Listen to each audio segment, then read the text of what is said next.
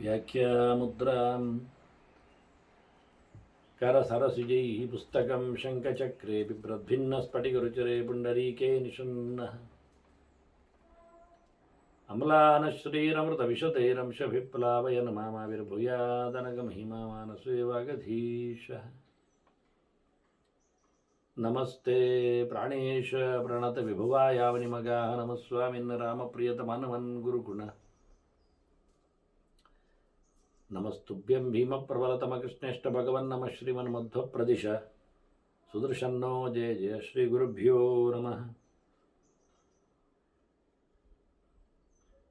नारायणं सुरगुरुं जगदेकनाथं भक्तप्रियं सकललोकनमस्कृतं च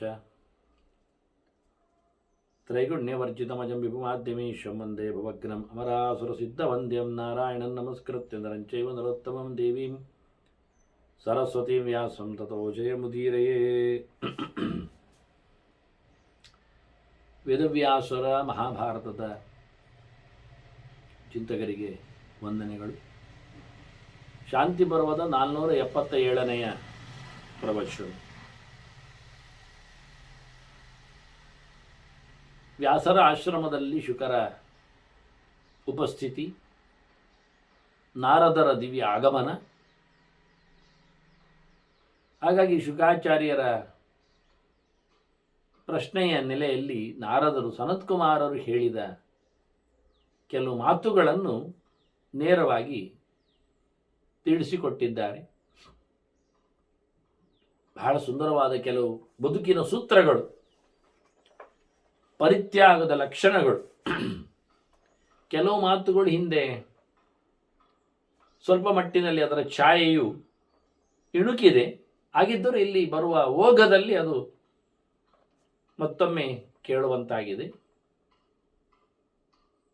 ಹಾಗಾಗಿ ಬಹಳ ಸುಂದರವಾದ ನಾರದರ ನುಡಿಗಳು. ನಹಿಂಸ್ಯಾತ್ ಸರ್ವಭೂತಾನಿ ಮೈತ್ರಾಯಣ ಗತಿಶ್ಚರೇತ್. ಯಾರನ್ನೂ ಹಿಂಸಿಸಬೇಡ. ಬಹಳ ವಿಚಿತ್ರವಾದಂತಹ ಒಂದು ಬದುಕಿನ ಸಿದ್ಧಾಂತ. ಯಾರಿಗೂ ತೊಂದರೆ ಆಗಬಾರದು. ಎಲ್ಲವನ್ನು ಪ್ರೀತಿಯ ದೃಷ್ಟಿಯಿಂದ ನೋಡಬೇಕು. ಎಲ್ಲವನ್ನು ಮಿತ್ರನನ್ನಾಗಿಸಿಕೊಳ್ಳಬೇಕು. ಎಷ್ಟು ಕಷ್ಟ ಇದೆ ನೋಡಿ. ಅದಕ್ಕೆ ಉತ್ತರಾರ್ಧದಲ್ಲಿ ಅವರು ಬಹಳಷ್ಟು ಮೆತ್ತನೆ ಮಾತನ್ನು ಹೇಳುತ್ತಾರೆ. ನೇದಂ ಜನ್ಮ ಸಮಾಸಾಧ್ಯ ವೈರಂಕುರ್ವೀತ ಕೇನಚಿತ್. ಇಲ್ಲಿಗೆ ಹುಟ್ಟಿಗೆ ಬಂದು ಯಾರ ಜೊತೆಯಲ್ಲಿಯೂ ಗಟ್ಟಿಯಾಗಿ ನೀನು ವಿರೋಧವನ್ನು ಕಟ್ಟಿಕೊಳ್ಳಬೇಡ. ಆಗುವುದು ದೈವಾದು. ನೇದಂ ಜನ್ಮ ಸಮಾಸಾಧ್ಯ. ಇಲ್ಲಿ ನೀನು ಮನುಷ್ಯನಾಗಿ ಹುಟ್ಟಿ ಜಗಳಗಟ್ಟಿಯಾಗಿ ಸಾಯುವುದು ಅದು ಇಷ್ಟ ಇಲ್ಲ ಅಂತಾರೆ. ಆಗದ ಹೋಗದ ಮಾತುಗಳು. ಅಂದರೆ ವ್ಯವಹಾರವೇ ಬೇಡ ಅಂತ ಹೇಳಿದಾಗ ಆಗತ್ತೆ. ಅದಕ್ಕೆ ಹಿಂದಿನ ಮಾತು ಇದಕ್ಕೆ ಪೋಷಣವಾಗಿ ಬಂದದ್ದು. ನಾನು ಅದಕ್ಕೆ ಅದು ಇಟ್ಟುಕೊಂಡದ್ದು. ಮಾತಾಡದೇ ಇರು, ಚೆನ್ನಾಗಿದೆ. ನೋಡದೇ ಇರು, ಇನ್ನೂ ಚೆನ್ನಾಗಿದೆ. ಯಾವ ವಿಷಯದಲ್ಲಿಯೂ ಹೇಗೂ ಯಾರನ್ನು ಮುಟ್ಟದೇ ಇರು. ಅದರ್ಶನಂ ಅಸಂಸ್ಪರ್ಶಂ ತಥಾ ಅಸಂಭಾಷಣಂ ಸದಾ ಆಗ್ತದೆ. ಇದು ಕೆಟ್ಟದ್ದನ್ನು ನೋಡುವುದಿಲ್ಲ, ಕಣ್ಣು ಪಟ್ಟಿ ಕಟ್ಟಿಕೊಳ್ಬೋದು. ಇಲ್ಲಿ ಹೇಳ್ತಾನೆ ನೋಡಲಿಕ್ಕೇ ಇಲ್ಲ ಅಂತ, ಕಣ್ಣು ಪಟ್ಟಿಕೊಂಡೇ ಇರಲಿಕ್ಕೆ. ನೋಡಿದರೆ ಮಗದೊಬ್ಬ ಹೇಳ್ತಾನೆ, ನೋಡು ನನ್ನನ್ನೇ ನೋಡು ನೋಡು ಹೀಗೆ ಬೋಳೆ ಕಣ್ಣಿನಿಂದ. ಅವಾಗಿ ನೋಡಿದ್ದೆಲ್ಲ ಅವನ ಪಾಡಿಗೆ ನೋಡ್ತಾ ಇದ್ದಾನೆ, ಯಾವುದೋ ಒಂದು ಮರವನ್ನು, ಯಾವುದೋ ಒಂದು ದಾರಿಯನ್ನು. ಆದರೆ ಹೇಳೋದು ಹೀಗೆ ನನ್ನನ್ನೇ ನೋಡ್ತಾ ಇದ್ದಾನೆ ಆಗದಿಂದ. ಅಲ್ಲ, ಆಗದಿಂದ ನೋಡ್ಲಿಕ್ಕೆ ಇವನಿಗೆ ಎಂತ ಆಗಬೇಕು. ಮತ್ತೆ ಯಾವುದನ್ನು ಮುಟ್ಟಬೇಡ. ಗಮ್ಮತ್ ನೋಡಿ, ಮುಟ್ಲಿಕ್ಕೇ ಇಲ್ಲ, ಯಾವುದರಲ್ಲಿಯೂ ಮುಟ್ಲಿಕ್ಕಿಲ್ಲ. ನೋಡ್ಲಿಕ್ಕಿಲ್ಲ ಆದ ನಂತರ ನೋಡಿ ಹೇಗೆ ಮುಟ್ಟಿದರೆ ಸಾಕು, ಅದು ಮುನಿಯ ಹಿಡ್ಕೊಳ್ತದೆ, ಅಂಟಿಕೊಳ್ತದೆ. ಬಹಳ ಖುಷಿ ಇರ್ತದೆ. ಎಕ್ಸಿಬಿಷನ್ಗೆ ಹೋಗುವಾಗ ಹಾಕಿರ್ತಾರೆ ಅವರು, ಮುಟ್ಟಬೇಡಿ ಅಂತ ಆಗಿರ್ತಾರೆ. ಆಗಲೇ ಇವನಿಗೆ ಕೈ ತುರಿಸ್ಲಿಕ್ಕೆ ಶುರು ಆಗೋದು. ಹೋ, ಮುಟ್ಟಬೇಡಿ ಆಗಿದ್ದಾರೆ. ಕರಿ ಓದಲಿಕ್ಕೆ ಬರ್ತದೆ ಅವನಿಗೆ, ಮನಸ್ಸಿಗೆ ಹೋಗ್ತದೆ ಸಂದೇಶ. ಆದರೂ ಮೆಲ್ಲ ಮುಟ್ಟಿ ಬಿಡ್ತಾರೆ.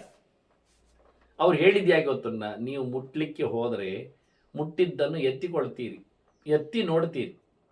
ಕಣ್ಣಲ್ಲಿ ಮುಟ್ಟಿ ಆಯ್ತಲ್ಲ, ಎಕ್ಸಿಬಿಷನ್ ಇಟ್ಟದ್ದೇ ನೋಡಲಿಕ್ಕೆ, ವಸ್ತು ಪ್ರದರ್ಶನ ಅಂತಲೇ ಹೆಸರು. ಕಣ್ಣಲ್ಲಿ ನೋಡಿದ ತಕ್ಷಣ ಕಣ್ಣಿನಲ್ಲಿ ನೋಡಿದ್ದು ಅದು ಮನಸ್ಸು ನೋಡಿಕೊಳ್ತದೆ ಕಣ್ಣಿನ ಮೂಲಕ. ಆಗ ಮನಸ್ಸು ಮೆಲ್ಲ ಹೇಳ್ತದೆ, ಕಣ್ಣಿನಲ್ಲಿ ಮುಟ್ಟಿ ಆದರೆ ಅದು ಗೊತ್ತಾಗುವುದಿಲ್ಲ, ಅದು ಹೇಗೆ ಉಂಟು ಅಂತ ಕೈಯಲ್ಲಿ ಮುಟ್ಟಿ ನೋಡಬೇಕು ಅಂತ ಮನಸ್ಸಿಗೆ ಕ್ಯೂರಿಯಾಸಿಟಿ. ಅದಕ್ಕೆ ಕಳೆದ ಬಾರಿ ಹೇಳಿದ್ದವನು ಕುತೂಹಲವನ್ನು ಬಿಡಿ ಅಂತ. ಅದು ಹೆಂಗಸರಿಗೆ ಮಾತ್ರ ಅಲ್ಲ, ಯಾರಿಗೂ ಕುತೂಹಲ ಅದು ದೊಡ್ಡ ಅನರ್ಥಕಾರಿ. ಸರಿ ಮೆಲ್ಲ ಅದು ಎಂಥದ್ದು ಎಂಥದ್ದು ಅಂತ ನೋಡಬೇಕು ಅಂತ ಮುಟ್ಟಿದ್ದು. ಅಂದರೆ ಅದು ಪ್ಲಾಸ್ಟಿಕ್ಕ, ಅದು ಮಣ್ಣಿನದ್ದ, ಅದು ಫೈಬರ, ಅದೆಂಥದೋ ನಮೂನೆ ಇದ್ದಕ್ಕೆ ನೋಡಿ ಅದನ್ನ ಮೇಲೆ ಅವನ ಅದರ ಭಾರ ಏನು ಅಂತ ನೋಡುವುದು. ಅದು ಸಾಧ್ಯ ಉಂಟ? ಭಾರದಲ್ಲಿಯೂ ಗೊತ್ತಾಗೋದಿಲ್ಲ ಕೆಲವೊಮ್ಮೆ, ಫೈಬರೋ ಅಥವಾ ಮಣ್ಣು ಹೇಳಿ, ಪ್ಲಾಸ್ಟರ್ ಆಫ್ ಪ್ಯಾರಿಸು ಅಂತ ಹೇಳಿ ಕೆಲವೊಮ್ಮೆ ಅರ್ಥ ಆಗೋದಿಲ್ಲ. ಲೈಟ್ ವೈಟಲ್ಲಿ ಮಾಡ್ತಾರೆ, ಕೆಲವೊಮ್ಮೆ ಹಾರ್ಡ್ ವೈಟಲ್ಲಿ ಅದು ಇರ್ತದೆ. ಅದರ ಮೇಲೆ ಒತ್ತಿ ನೋಡುದವ ಗೊತ್ತಾಗ್ತದೆ, ಒತ್ತಿ ನೋಡಿದ್ರೆ ಗೊತ್ತಾಗೋದಿಲ್ಲ. ಎಲ್ಲಿಯಾದರೂ ಹುಡಿಯಾಗಿ ಬಿಟ್ರೆ ಅದು ಸತ್ಯವೇ. ಮಣ್ಣಿನದ್ದಾಗಲಿಕ್ಕೆ ಹೋಗಿ ಅದು ಫೈಬರನ್ನು ಎಣಿಸಿ ಆತ ಕೈಯಲ್ಲಿ ಗಟ್ಟಿ ಮಾಡಿ ಹುಡುಕಿ ಹಿಜಿಕಿ ಬಿಟ್ರೆ, ಮುಟ್ಟಿ ನೋಡಿದ ನಂತರ ಮನಸ್ಸಿನ ಕತೆ ಅಂತ ಗೊತ್ತುಂಟು, ಸ್ವಲ್ಪ ಜಾಸ್ತಿ ಅದು ಮುಂದುವರಿದಿದೆ ಎಂತ, ಅದು ನನಗೆ ಬೇಕು ಅಂತ ಹೇಳ್ತದೆ. ಕೈಗೆ ಸಿಕ್ಕಿತ ಅದು ಕಿಸೆಗೆ ಹೋಯ್ತು ಒಂದಲೇ ಅರ್ಥ, ಮತ್ತೆ ಚೀಲದೊಳಗೆ ಬೀಳ್ತದೆ. ಈ ಆರ್ನಮೆಂಟ್ ರೂಮ್ಸ್ಗಳಲ್ಲೆಲ್ಲ, ಶೋರೂಮ್ಗಳಲ್ಲಿ ಆಗುದು ಇದೇ ಹಣೆ ಬರ. ನಿಜವಾಗಿ ಕದ್ದಿಲಿಕ್ಕೆ ಒಂದದ್ದಲ್ಲ, ಆದರೆ ಅಲ್ಲಿ ಹೋಗುವಾಗ ಕದ್ದು ಹೋಗ್ತದೆ. ಚಿನಿವಾರರ ಮನೆಯಲ್ಲೇ ಮಾರೆ ಬಂಗಾರ ಕಂಡಾಗ ಅವರಿಗೆ ಎಷ್ಟು ನುಂಗುವುದು ಅಂತ ಗೊತ್ತಾಗುವುದಿಲ್ಲ. ಇನ್ನು ಶೋರೂಮಲ್ಲಿ ಪರ್ಚೇಸ್ ಮಾಡಲಿಕ್ಕೆ ಬಂದವರದ್ದು ಪಾಪ ಆಸೆ ಕಮ್ಮಿ ಇರ್ತದ. ಬ್ಯಾಂಕಿನಲ್ಲಿ ಅಡವಿಟ್ಟದ್ದನ್ನು ಸಮೇತ ನೋಡಿ ಅವರೆಲ್ಲ ಒಟ್ಟು ಸೇರಿಕೊಂಡು ಹಿಂದೆ ಕೊಡುವಾಗ ಪರ್ಕಟ್ ಕೊಡ್ತಾ ಇದ್ದಾರೆ ಬಂಗಾರ. ಹೇಗೆ ತಗೊಳ್ಳುವಾಗ ಮೂರು ಸತಿ ತಿಕ್ಕಿ ತಗೊಳ್ತಾರೆ. ಆ ತಿಕ್ಕಿದ್ದೆಲ್ಲ ಸ್ವಲ್ಪ ಕಮ್ಮಿ ಆಗ್ತದೆ ಭಾರದಲ್ಲಿ. ಹೋಗಲಿ, ಕತ್ತರಿಸಿ ತಿಕ್ಕಿ ಅದು ಬಿಸಿ ಮಾಡಿ ಚಿನ್ನಿವಾರನೆ ಬಂದು ಇದು ಪ್ಯೂರ್ ಹೇಳಿದ್ನಂದ್ರೆ ಮತ್ತೆ ಅವರು ತಗೊಂಡದಕ್ಕೆ 3/4 ಅಂಶ ದುಡ್ಡು ಕೊಡೋದು, ಪೂರ ಕೊಡೋದಿಲ್ಲ. ಹಿಂದೆ ಕೊಡುವಾಗ ನಾವು ಹಿಂದೆ ಕೊಡುವಾಗಲೂ ಕರ್ಕೊಂಡು ಹೋಗ್ಬೇಕು ಚಿನ್ನಿವಾರನನ್ನು. ಅವನು ಮಾಡಿದಾಗೆ, ಅವರು ಹಾಗೆ ಮಾಡಿದಾಗೆ ಅದನ್ನು ತಿಕ್ಕಿ ತೊಳೆದು ಗುಟ್ಟಿ ನೆಪ್ಪೆ ತೋರಿಸಿ ಎಲ್ಲ ಅವ್ರ ಎದುರೇ ಇದು ಸಮ ಉಂಟು ಹೇಳಿ ತಗೊಂಡು ಬರಬೇಕು. ಆಗ ಅದರದ್ದು ವೇಸ್ಟೇಜ್ ಯಾರಿಗೆ? ಅದು ಭಾರಿ ಕಷ್ಟ ಉಂಟು. ಈಗ ತಿಕ್ಕಿ ತೊಳೆದವನಿಗೊಂದು ಲಾಭ ಪ್ರತಿ ಸರ್ತಿ ಸಹ, ಕೊಡುವಾಗಲೂ ತೆಗೆಯುವಾಗಲೂ. ಅವ ಬೇಕೆಂದಲೇ ಚಿನಿವಾರ ಆ ಬ್ಯಾಂಕಿನವರನ್ನು ಇಡಿಸಿ ಹಾಕಲಿಕ್ಕೆ ಇದು ಡೂಪ್ಲಿಕೇಟ್ ಹೇಳಬೇಕು. ಹೇಳಿದರೆ ಅವರು ಬ್ಯಾಂಕಿನವರು ಮತ್ತೆ ಪರೀಕ್ಷೆ ಮಾಡಿಸ್ತಾರೆ. ನಾವು 2 ಆಸ್ಪತ್ರೆಗೆಲ್ಲ ಹೋಗುವುದಿಲ್ವಾ ಕೆಲವೊಮ್ಮೆ, ಹಾಗೆ ಆಗ್ತದೆ. ಅದು ಸೆಕೆಂಡ್ ಒಪಿನಿಯನ್, ಅದು ಪ್ರಯೋಜನ ಆಗಲಿಲ್ಲ. ಆದ್ದರಿಂದ ಬ್ಯಾಂಕಿನವರೇ ಹಿಂದೆ ಕೊಡುವಾಗ ಪರೀಕ್ಷೆ ಮಾಡಿ ಕೊಡುವುದು ಒಳ್ಳೆಯದು. ಅದು ನಂಬಲಿಕ್ಕೆ ಆಗುವುದಿಲ್ಲ ಮತ್ತೆ ಬ್ಯಾಂಕಿನವರದ್ದು. ನಮ್ಮ ಜನ ಬೇಕಾಗ್ತದೆ. ಎಷ್ಟು ಕಷ್ಟ ನೋಡಿ. ಒಂದು ಅವಿಶ್ವಾಸದ ನೆಲೆಯಲ್ಲಿ ಇರಲಾಗಿ ಎಲ್ಲವೂ ಹೇಳಿಕೊಂಡ ಒಬ್ಬ ಬಹಳ ಚೆನ್ನಾಗಿತ್ತು. ನಾನದನ್ನು ನೋಡಿಕೊಂಡಿದ್ದೆ. ಹಿಡಿದು ಹಾಕಿದ ನ್ಯಾಯಾಧೀಶ ಕೇಳಿದ್ನ ಕಳ್ಳನ ಹತ್ರ, ನಿನ್ನದೆಂಥದ್ದು ಅಂತ. ನನ್ನದು ಕಳ್ಳತನ ಅಂದವ. ನಾಚಿಕೆ ಆಗುವುದಿಲ್ವಾ ಅಂದ. ಸಮಾಜ ಬೆಳೆಸುವ ಕಾರ್ಯಕ್ರಮ ಅಂತಾನವ. ನಾನೊಬ್ಬ ಇಲ್ಲದಿದ್ದರೆ ಲೋಕದಲ್ಲಿ ಎಷ್ಟು ಕಡೆಯಲ್ಲಿ ಕಳ್ಳತನ ಇಲ್ಲ ಆಗ್ತದೆ ನೋಡಿ. ಕಳ್ಳತನ ನಿಂತು ಬಿಟ್ಟರೆ ಏಕ್ದಮ್ ಮುಖ್ಯವಾಗಿ ಈ ಬಾಗಿಲೆಲ್ಲ ಮಾಡಿಸ್ತಾರಲ್ಲ, ಚಂದದ್ದು ಗಟ್ಟಿ ಮುಟ್ಟಿದ್ದು ಬೋಲ್ಟು ನಟ್ಟಿ ಎಲ್ಲ, ಅದೆಲ್ಲ ಮಾಡುವವರ ಕೆಲಸ ಎಲ್ಲ ಸಾಯ್ತದೆ. ಕಳ್ಳಲ್ಲಿರುವುದು 100 ಆದರೆ ಬಡಗಿಯವರು ಇರುವುದು, ಬೋಲ್ಟ್ ನಟ್ಟಿನವರು ಇರುವುದು, ಚಂದ ಮಾಡದಂತಹ ಬೀಗ ಮತ್ತೊಂದು ಮಾಡುವವರು ಇರುವುದು ಲಕ್ಷ ಗಟ್ಟಲೆ ಮಂದಿ ಇದ್ದಾರೆ. ಅವರೆಲ್ಲ ಕೆಲಸ ಹೋಗ್ತದೆ. ಬೀಗವೇ ಇಲ್ಲ ನಾಳೆಯಿಂದ, ಎಲ್ಲಿಯೂ ಸಹ ಬೋಲ್ಟ್ ನಟ್ಟಿ ಇಲ್ಲ, ಕೀಲಿ ಇಲ್ಲ, ಬಾಗಿಲೇ ಬೇಕಾಗಿಲ್ಲ, ಮನೆಗೆ ಗೇಟೇ ಇಲ್ಲ. ಎಷ್ಟು ಜನರ ವೃತ್ತಿ ಹೋಗ್ತದೆ ನೋಡಿ. ಎಷ್ಟು ಫಾರ್ವರ್ಡ್ನೆಸ್. ಈಗ ಎಂಥ ಒಂದು ಅತ್ಯಾಧುನಿಕವಾದ ಗೇಟುಗಳು, ಬೀಗಗಳು, double locks, triple locks, number lock, ಹಾಗೆ ಫಿಂಗರ್, ಅದು ಇದು ಅಂತ ಎಷ್ಟೆಲ್ಲ ಆಗಿ ಇನ್ವೆನ್ಷನ್ ನೋಡಿ. ಎಲ್ಲ ಡೆಡ್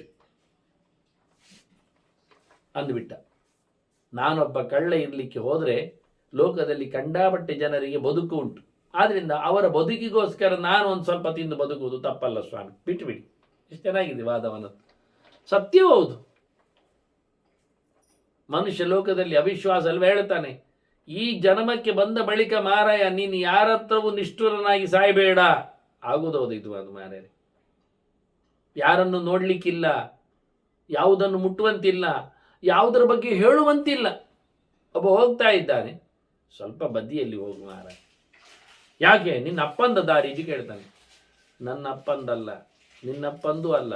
ಆದರೆ ನೀನು ಬದಿ ಹೋದರೆ ಮುಂದೆ ಬರುವ ವಾಹನದವರಿಗೆ, ಕಣ್ಮುಚ್ಚಿ ಹೋಗುವವರಿಗೆ ಆರಾಮವಾಗಿ ಮನೆಗೆ ಹೋಗ್ಲಿಕ್ಕೆ ಬರ್ತದೆ. ಇಲ್ಲ ಆದರೆ ನೀನು ಕಾರಡಿಗೆ ಬೀಳ್ತೀಯ, ಅವನು ಮತ್ತೆ ಸ್ಟೇಷನಲ್ಲಿ ಕೂತ್ಕೊಳ್ತಾನೆ, ಆಸ್ಪತ್ರೆಯವರು ಆ್ಯಂಬುಲೆನ್ಸು ತರಿಸಿ ದುಡ್ಡು ಮಾಡಲಿಕ್ಕೆ ಶುರು ಮಾಡ್ತಾರೆ. ಯಾವುದು ಹೋಗದಿದ್ರೂ ಎಲ್ಲ ಹೋಗುವಂತೆ ಟ್ರೀಟ್ಮೆಂಟ್ ಕೊಟ್ಟು ಕಳಿಸ್ತಾರೆ. ಪಕ್ಕದ ಕೆಲಸ ಅಲ್ಲ ಇದು. ಅಷ್ಟೊತ್ತಿನಲ್ಲಿ ಇನ್ಶೂರ್ ಕಂಪನಿಯವರು ಬರ್ತಾರೆ. ಅವರು ಮತ್ತೆ ಕಂಡಾಬಟ್ಟೆ 10-15 ಟೇಬಲಲ್ಲಿ ಹರವಿಕೊಂಡ ಅಷ್ಟೆಲ್ಲ ಕಾಗದಗಳಿಗೆಲ್ಲ ಮುದ್ದೆ ಲದ್ದಿ ಎಲ್ಲ ಸೇರಿಸಿ ಕೊನೆಗೆ ₹1,000 ಬಿಡುಗಡೆ ಮಾಡುತ್ತಾರೆ. ಮತ್ತೆ ನೀನು ನಟ್ಟಬೇಕು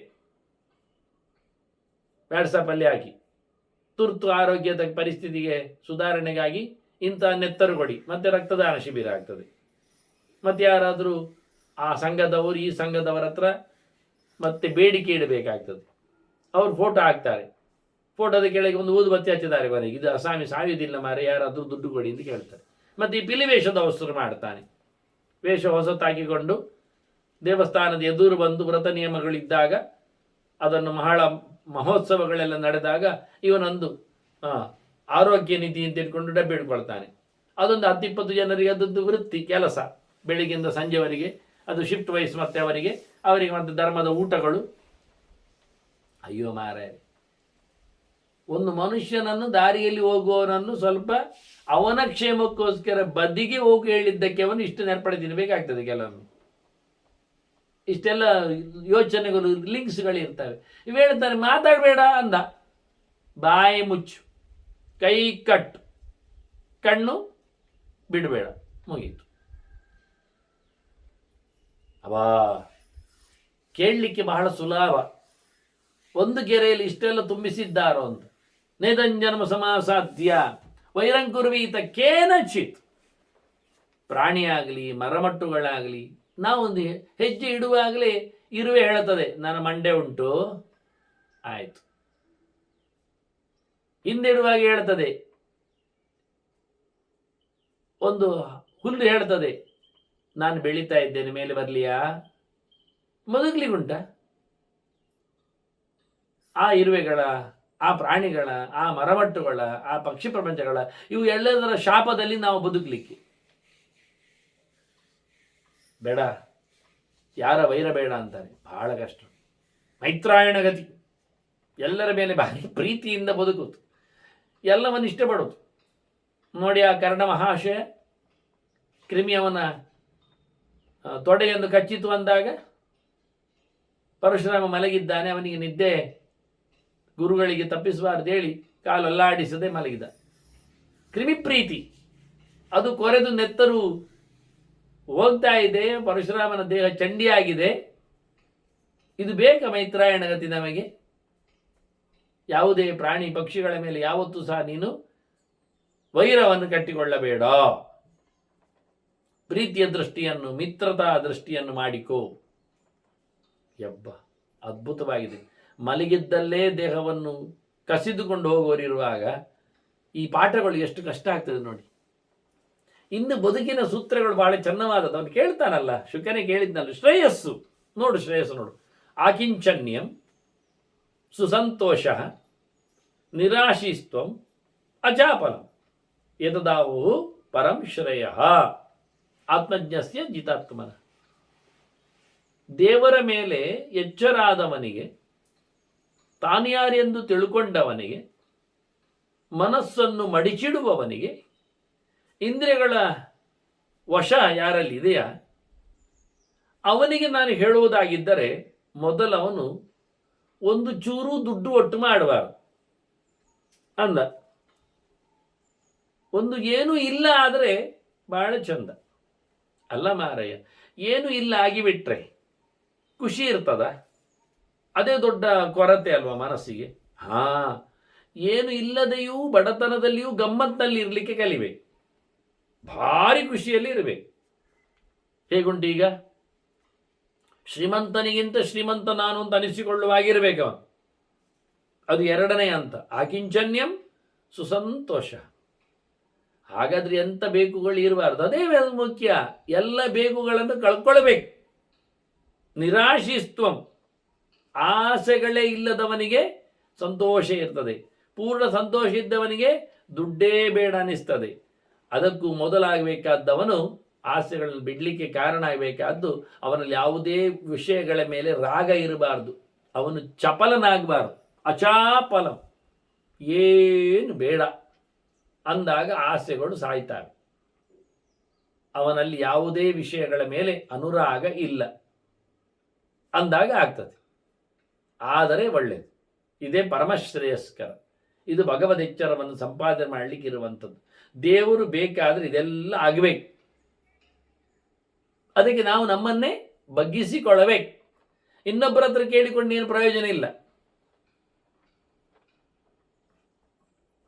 ಮನುಷ್ಯ ಮುಂದೆ ಮುಂದೆ ಹೋಗ್ತಾನೆ ಹೊರತು ಹಿಂದೆ ಬರುವುದಿಲ್ಲ. ಹಿಂದಿನದ್ದನ್ನು ಹೊತ್ತುಕೊಂಡು ಬಂದಿರ್ತಾನೆ ಹೊರತು ಮುಂದಿನದ್ದನ್ನು ಗಮನಿಸುವುದಿಲ್ಲ. ಬಹಳ ವಿಚಿತ್ರ ಆಗ್ತದೆ. ಪರಿಗ್ರಹಂ ಪರಿತ್ಯಜ್ಯ ಭವತಾತ ಜಿತೇಂದ್ರಿಯ. ಏನು ಇರಬಾರ್ದು ಅಂತಾದರೆ ಏನು ತಗೊಳ್ಬಾರ್ದು ಅಂತ ಅರ್ಥ. ತಾನಾಗಿ ದುಡಿಲಿಕ್ಕಿಲ್ಲ, ಯಾರಿಂದಾದರೂ ಪಡಿಲಿಕ್ಕಿಲ್ಲ. ಹಾಗಾಗಿ ಪ್ರತಿಗ್ರಹವನ್ನು ಬಿಟ್ಟುಕೊಟ್ರೆ, ಕೈ ಹಿಡಿಯುವುದನ್ನು ನಿಲ್ಲಿಸಿಬಿಟ್ರೆ ಖುಷಿಯಾಗಿರ್ತಾನೆ. ಯಾರದ್ದು ಹಂಗೂ ಇಲ್ಲ. ಹಾಗಾಗಿ ಯಾರದ್ದು ಅವನಲ್ಲಿ ಥಾಟ್ ವೇವ್ಸ್ಗಳು ಬರುವುದಿಲ್ಲ, ಸಂಪರ್ಕಕ್ಕೆ ಬೀಳುವುದಿಲ್ಲ. ಎಲ್ಲ ಇಂದ್ರಿಯಗಳನ್ನು ಅದು ಬಿಟ್ಟುಕೊಂಡ್ರೆ ತಿನ್ನಲಿಕ್ಕೂ ಕೇಳುವುದಿಲ್ಲ, ಬದುಕಲಿಕ್ಕೂ ಕೇಳುವುದಿಲ್ಲ, ಪಡೀಲಿಕ್ಕೂ ಕೇಳುವುದಿಲ್ಲ. ಹೀಗೆ ಸುಮ್ಮನೆ ಆಗಿಬಿಟ್ಟಿದ್ದಾರೆ. ಕೈಯನ್ನು ಕೆಳಗೆ ಮಾಡಿದ್ದಾನೆ ಅಂತ ಆಗಿಬಿಟ್ರೆ ಅಂಥವನು ಆರಾಮವಾಗಿ ಬದುಕ್ತಾನೆ. ಅಶೋಕಂ ಸ್ಥಾನಮಾದಿಷ್ಟ ಇಹಚ ಅಮುತ್ರಚ ಅಭಯಂ.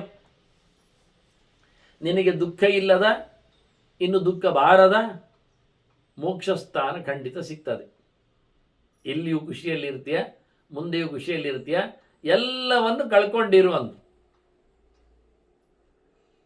ಆಸೆಯನ್ನು ಬಿಟ್ಟಿದ್ದವನಿಗೆ ದುಃಖವೇ ಇಲ್ಲ. ನಿರಾಮಿಷಾಹ ನ ಶೋಚಂತಿ. ಆಸೆ ಬಿಟ್ಟವನಿಗೆ ದುಃಖ ಆಗುವುದಿಲ್ಲ. ಯಾಕೆ ಅಂದರೆ ಆಸೆ ಇದ್ದವನಿಗೆ ದುಃಖ ಆಗ್ತದೆ ಎನ್ನುವುದನ್ನು ನೋಡಿಕೊಂಡಾಗ. ಆಸೆ ಉಂಟು, ಬೇಕುಗಳು ಈಡೇರುವುದಿಲ್ಲ, ಆಗ ಭಯಂಕರ ದುಃಖ ಆಗ್ತದೆ. ಆಸೆ ಉಂಟು, ಬೇಕುಗಳು ಬರ್ತವೆ, ಈಡೇರುತ್ತವೆ, ಖಾಲಿ ಆಯಿತು, ಮತ್ತೆ ದುಃಖ ಆಗ್ತದೆ ಅವನಿಗೆ. ಆಸೆ ಈಡೇರಿದ್ರೂ ಕಷ್ಟ, ಆಸೆ ಈಡೇರದಿದ್ರೂ ಕಷ್ಟ. ಆಸೆ ಈಡೇರಿದ್ರೆ ಅದು ಮುಗಿದ ನಂತರ ಮತ್ತೆ ದುಃಖ ಆಗ್ತದೆ. ಆಸೆ ಈಡೇರದಿದ್ರೆ ಆಗಲಿಲ್ಲಲ್ಲ ಅಂತ ದುಃಖ ಆಗ್ತದೆ. ಏನಾದರೂ ದುಃಖ ಗ್ಯಾರಂಟಿ. ಕೊನೆಗೆ ಆಸೆಯನ್ನು ಫುಲ್ಫಿಲ್ ಮಾಡಲಿಕ್ಕೆ ಹೋಗಿಯೇ ಸೋತು ದುಃಖವನ್ನು ಅನುಭವಿಸ್ತಾರೆ. ಅದು ಮೂರನೇ ಹಂತ. ಮತ್ತೆ ಎಚ್ಚರ ಆಗ್ತದೆ, ನಾನು ಅದನ್ನು ತಿನ್ನಬಾರದಿತ್ತು ಮಾರಾಯ, ನನಗೆ ಅದು ಆಸೆ ಜಾಸ್ತಿ ಆಯಿತು. ಮತ್ತು ಪ್ರಯೋಜನ ಏನು? ನಿರಾಸೆ ಆದರೂ ದುಃಖ, ಅತಿಯಾಸೆ ಆದರೂ ದುಃಖ, ಆಸೆ ಈಡೇರಿದ್ರು ದುಃಖ. ಅದನ್ನು ತ್ಯಜೇದ ಆಮಿಷಮಾತ್ಮನ. ತನ್ನ ಆಸೆಗಳನ್ನು ದೂರಕ್ಕೆ ಹಾಕಿಗೋ, ಇದರಿಂದ ದುಃಖ ಹೋಗ್ತದೆ, ಸುಲಭ ಆಗ್ತದೆ. ಆಸೆ ಅದು ದುಃಖದ ಸ್ವರೂಪದಲ್ಲಿರ್ತದೆ. ಬಿಟ್ಟಾಗ ದುಃಖವನ್ನು ಬಿಟ್ಟಾಗ ಆಗ್ತದೆ. ತಪೋನಿತ್ಯೇನ ದಾಂತೇನ ಮುನಿನ ಸಂಯತಾತ್ಮನ ಅಜಿತುಂಚೇತು ಕಾಮೇನ ಭಾವ್ಯಂ ಸಂಗೇಶು ಅಸಂಗಿ. ನಿನಗೆ ಪಡೆಯಲಾರದ್ದನ್ನು ಪಡೆಯಬೇಕಾದ್ದನ್ನು ಪಡೆಯಬೇಕೆಂದಿದ್ದಲ್ಲಿ, ಗೆಲ್ಲಬೇಕು ಅಂತಿದ್ದಲ್ಲಿ, ಮೋಕ್ಷದೆಡೆಗೆ ಸಾಗಬೇಕು ಅಂತಿದ್ದಲ್ಲಿ, ನಿರಂತರವಾದ ಶಾಶ್ವತವಾದ ಸುಖವನ್ನು ಅನುಭವಿಸಬೇಕು ಅಂತಿದ್ದಲ್ಲಿ ಮೊದಲಿಗೆ ಚಿಂತನೆ ಗಟ್ಟಿ ಮಾಡಿಕೊ. ಅದಕ್ಕೆ ಬೇಕಾದಂಥ ತಪಸ್ಸು ತಯಾರಾಗಲಿ. ಅದು ಡೈಲಿ, ಅದು ಮಾಡಿ ಮುಗಿಯುವಂಥದ್ದು ಅಂತಲ್ಲ, ರೆಡಿಯಾಗುವುದೇ ಎವ್ರಿ ಡೇ. ತಪಸ್ವಿಯಾಗಲಿಕ್ಕೆ ಭೋಗ ಭಾಗ್ಯಗಳಲ್ಲಿ ನೆಲೆ ನಿಂತವನಿಗೆ ತಪಸ್ಸು ಹತ್ತುವುದಿಲ್ಲ ಮೈಗೆ. ದೇಹವನ್ನು ತುಂಬಿಸಿಕೊಳ್ಳುವವನಿಗೆ ಮನಸ್ಸನ್ನು ದಂಡನೆ ಮಾಡಲಿಕ್ಕೆ ಬರುವುದಿಲ್ಲ. ಅದನ್ನ ಧ್ಯಾನಕ್ಕೆ, ಯೋಗಕ್ಕೆ, ಸನ್ಯಾಸಕ್ಕೆ, ತಪಸ್ಸಿಗೆ ಅವನು ಯೋಗ್ಯನಾಗಬೇಕಾದ್ರೆ ಇಂದ್ರಿಯಗಳ ಚಾಪಲಗಳನ್ನೆಲ್ಲ ಬಿಡಬೇಕು.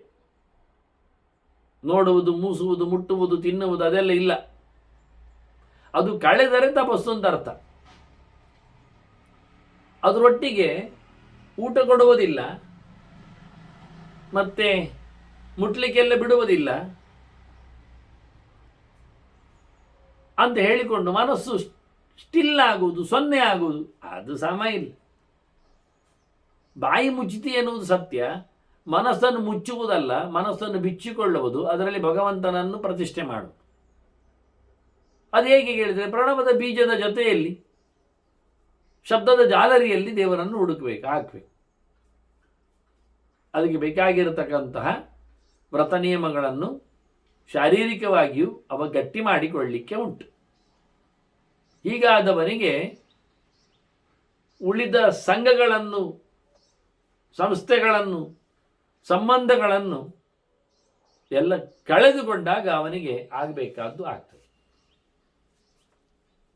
ಸೇರುಗಳಲ್ಲಿ ಸೇರಬಾರ್ದು, ಆಗ ಭಗವದೆಡೆಗೆ ಸೇರ್ಲಿಕ್ಕೆ ಅನುಕೂಲ ಆಗ್ತದೆ. ಗುಣ ಸಂಗೇಶು ಅನಾಸಕ್ತ, ಈ ತ್ರಿಗುಣಗಳ ಪರಿಣಾಮಗಳಲ್ಲಿ ಸೇರಿಕೊಳ್ಳದೆ ಏಕಚರ್ಯಾರತಸ್ಸದ ಒಬ್ಬಂಟಿಗನಾಗಿರಬೇಕು. ಸಾತ್ವಿಕರಲ್ಲಿ ಬೆರೆಯುವುದು ಸ್ವಲ್ಪ ಹೆದರಿಕೆ, ರಾಜಸರಲ್ಲಿ ತಾಮಸರಲ್ಲಿ ಅಂತೂ ಖಂಡಿತವಾಗಿ ಇರಲಿಕ್ಕೆ ಬಾರದು. ಆದಷ್ಟು ಒಬ್ಬಂಟಿಗನಾದರೆ ಅಂಥವನಿಗೆ ಭಗವಂತನ ಎಚ್ಚರವನ್ನು ಸಂಪಾದನೆ ಮಾಡಿಕೊಂಡ್ರೆ ಬ್ರಾಹ್ಮಣೇನ ಚಿರಾದೇವ ಸುಖಂ ಆಯಾತಿ ಅಸಂಶಯ ಅನುತ್ತಮಂ, ಖಂಡಿತವಾಗಿ ಅವನಿಗೆ ಸುಖ ಸಿಗ್ತದೆ. ಅವ ಇಲ್ಲಿ ಮಧ್ಯದಲ್ಲಿ ಇರಬೇಕು, ಮತ್ತೆ ಎಲ್ಲೆಲ್ಲಿ ಓಡುವುದಲ್ಲ. ದ್ವಂದ್ವಾರಾಮೇಶು ಭೂತೇಶು ಏಕಃ ರಮತೆ ಮುನಿ.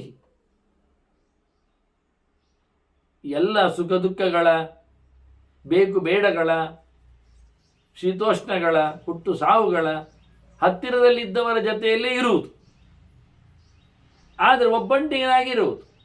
ದೈಹಿಕವಾಗಿ ನೋಡಿಕೊಂಡ್ರೆ ಎಲ್ಲರಿದ್ದಾರೆ, ಮಾನಸಿಕವಾಗಿ ಅವನು ಪ್ರತ್ಯೇಕನಾಗಿದ್ದಾನೆ. ಹೊರನೋಟದಲ್ಲಿ ನೋಡಿಕೊಂಡಾಗಲ್ಲ ಅವನು ಹಾಗಾಗಬೇಕು. ಹಾಗಾಗಲಿಕ್ಕೆ ಜ್ಞಾನದ ಎಚ್ಚರಗಟ್ಟಿ ಆಗಬೇಕು. ವಿದ್ಯೆ ಪ್ರಜ್ಞಾನತೃಪ್ತಂತಂ ಜ್ಞಾನತೃಪ್ತೋ ನ ಶೋಚತಿ. ಇಂಥವನ ನಿಜವಾಗಿ ಪರಜ್ಞಾನದಲ್ಲಿ, ಪರಮಾತ್ಮನ ಜ್ಞಾನದಲ್ಲಿ ಗಟ್ಟಿಗನಾಗಲಿಕ್ಕೆ ಹೋಗಿ ಅದರ ತೃಪ್ತಿಯಿಂದ ಅವನೇನನ್ನು ಮತ್ತೆ ಬಯಸಲಾರ. ಜ್ಞಾನದ ಬಯಕೆಯಲ್ಲಿ, ಭಗವದೆಚ್ಚರದಲ್ಲಿ ಯಾವುದನ್ನು ಬಯಸಿಕೊಳ್ಳದಂತೆ. ಮತ್ತೆ ಒಳ್ಳೆಯದು ಕೆಲಸ ಮಾಡಿದ್ರೆ ಅವನಿಗೆ ದೇವತಾ ಶರೀರಗಳು ಬರ್ತವೆ. ಮಿಶ್ರ ಕೆಲಸ ಮಾಡಿದರೆ, ಒಳ್ಳೆಯದು ಕೆಟ್ಟದ್ದು ಒಟ್ಟು ಮಾಡಿದರೆ ಮನುಷ್ಯ ದೇಹ ಬರ್ತದೆ. ಮತ್ತೆ ಕೆಟ್ಟದ್ದಕ್ಕೆ ಹೇಳಬೇಕಾಗಿಲ್ಲ, ಕೆಟ್ಟದಾಗುವುದು ಅಂತ. ಹಾಗಾಗಿ ಶುಭೈರ್ಲಭತಿ ದೇವತ್ವಂ ವ್ಯಾಮಿಶ್ರೈಹಿ ಜನ್ಮ ಮಾನುಷ್ಯಂ. ತಪ್ಪು ಒಪ್ಪುಗಳ ಒಟ್ಟು ಕೆಲಸ ಮಾಡಿಕೊಂಡವನಿಗೆ ಮತ್ತೆ ಮನುಷ್ಯ ಲೋಕವೇ ಬರ್ತದೆ. ಅದೇ ಮುಂದಕ್ಕೆ ಅಶುಭೈಹಿ ಚ ಅಪ್ಯಧೋ ಜನ್ಮ, ಪ್ರಾಣಿ ಪಕ್ಷಿಗಳಾಗಿ, ಕ್ರಿಮಿಕೀಟಗಳಾಗಿ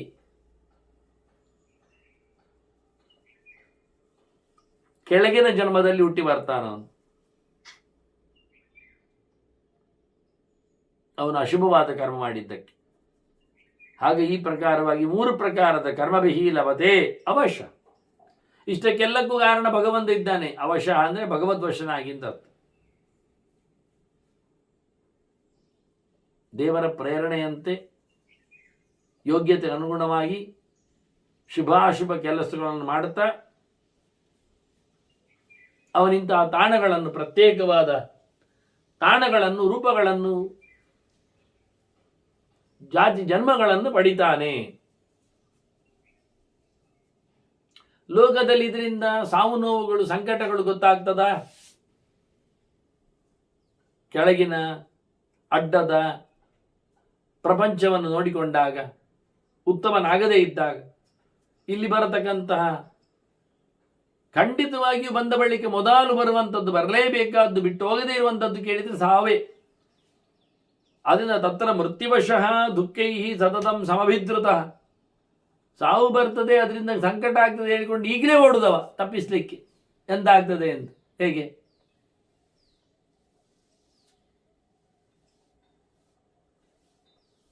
ಹೀಗೆ ಎಲ್ಲಿ ಓಡಿಕೊಂಡು ಬಂದರೂ ಇಲ್ಲೇ ತಿರುಗುವುದೇ ಸಂಸಾರೇ.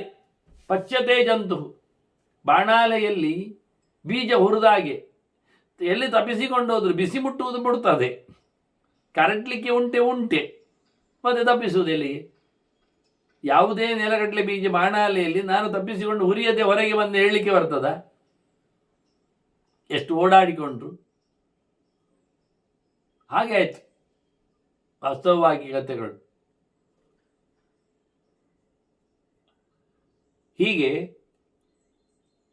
ಸುತ್ತೋಡಿಯುವವನಿಗೆ ಬುದ್ಧಿ ಯಾವಾಗ ಬರ್ತದೆ ಕೇಳ್ತಾನೆ. ತತ್ಕಥಾಂ ನಾವು ಬುದ್ಧಿಸೆ, ಗೊತ್ತಾಗುವುದಿಲ್ಲ ನಿನಗೆ? ಶುಕನಿಗೆ ಗೊತ್ತಾಗುವುದಿಲ್ಲ ಕೇಳೋದಲ್ಲ, ನಮಗೆ ಕೇಳೋದು. ಆದರೆ ಆ ಮಾತುಗಳು ಆವತ್ತು ಆಗಿ ಬಂದಿದೆ, ತಿಳಿಬೇಕಲ್ವಾ? ಅಹಿತೆ ಹಿತ ನೀನೇನು ಮಾಡಿಕೊಂಡೆ ಅಂದರೆ ಹಾಳನ್ನು ಸರಿ ಅಂತ ತಿಳ್ಕೊಂಡೆ.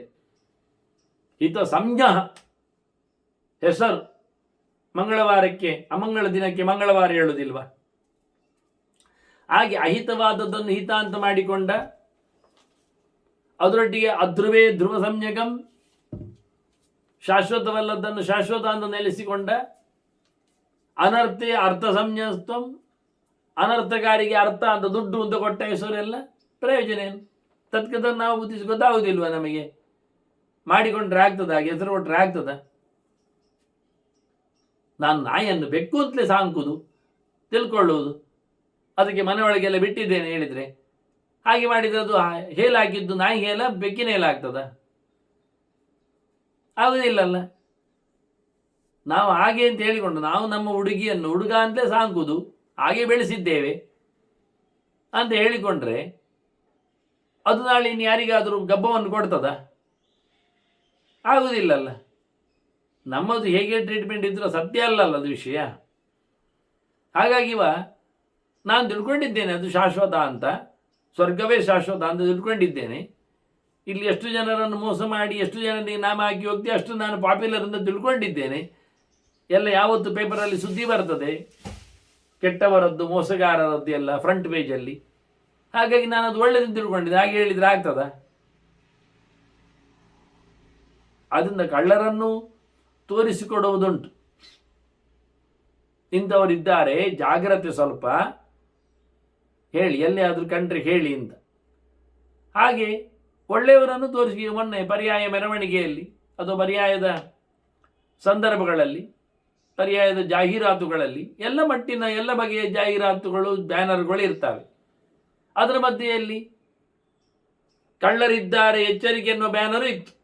ಒಂದು 8 ಜನರ ಗಂಡಸರ ಹೆಂಗಸರ ಫೋಟೋ ಹಾಕಿದ್ದಾರೆ, ಕೆಳಗೆ ಬರೆದಿದ್ದಾರೆ ಕನ್ನಡದಲ್ಲಿ ಅಕ್ಷರದಲ್ಲಿ, ಕಳ್ಳರಿದ್ದಾರೆ ಜಾಗ್ರತೆ. ಅಂದರೆ ಇವರೆಲ್ಲ ಕಳ್ಳರು, ಇಲ್ಲಿ ತಿರುಗ್ತಾ ಇರ್ತಾರೆ, ಅವರು ಸ್ವಲ್ಪ ಎಚ್ಚರ ಮಾಡಿಕೊಳ್ಳಿ. ಅವರು ಹೌದು, ಅವ್ರು ಹೇಗೆ ಸಿಕ್ಕಿದ್ರು ಹೇಳಿದ್ರು, ಒಂದು ಸರ್ತಿ ಕಳ್ಳತನ ಮಾಡಿ ಸಿಕ್ಕಿ ಬಿದ್ದು ಜೈಲಿಗೆ ಹೋಗಿ ಅವರದ್ದು ಪರಿಚಯ ಆಗಿ ಅವರ ಚಿತ್ರ ಎಲ್ಲ ಇಲ್ಲಿ ಬ್ರಾಡ್ಕಾಸ್ಟ್ ಮಾಡಿದ್ದಾರೆ. ಅದರ ಪಕ್ಕದಲ್ಲಿ ಮತ್ತೊಂದು ಹಾಕಿದ್ದಾರೆ ಬ್ಯಾನರ್, ಅದರ ಕೆಳಗೂ ಬರೆದಿದ್ದಾರೆ ಕನ್ನಡದಲ್ಲಿ, ಪರ್ಯಾಯೋತ್ಸವದಲ್ಲಿ ಗಣ್ಯರು ಭಾಗವಹಿಸುವವರು ಅಂತ ಆಗಿದ್ದಾರೆ.